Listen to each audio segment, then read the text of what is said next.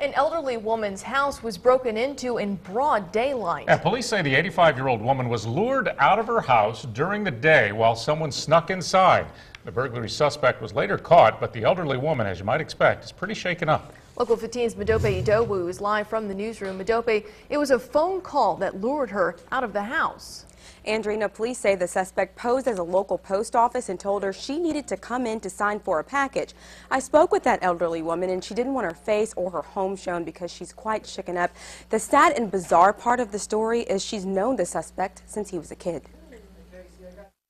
It must be a very sad day for a person in her situation. Police describe him as a bold suspect, breaking into an elderly woman's home in broad daylight, allegedly. He broke in through one of the doors.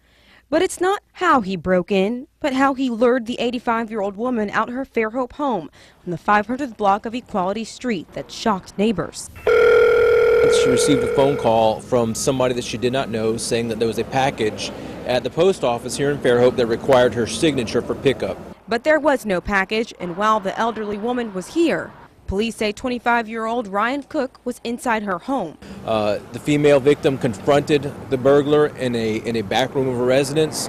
When he realized that she was home, he fled the scene.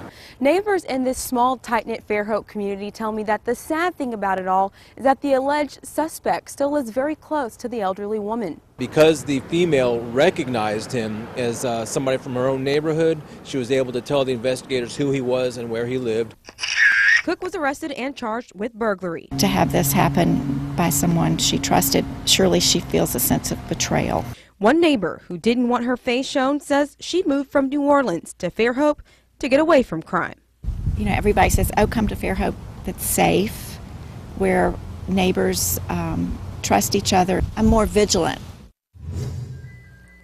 Now, Cook was arrested and charged in Fairhope and transported to the Baldwin County Corrections Center in Bay Minette and has recently bonded out. For now in the newsroom, I'm Madope Idowu, Local 15 News.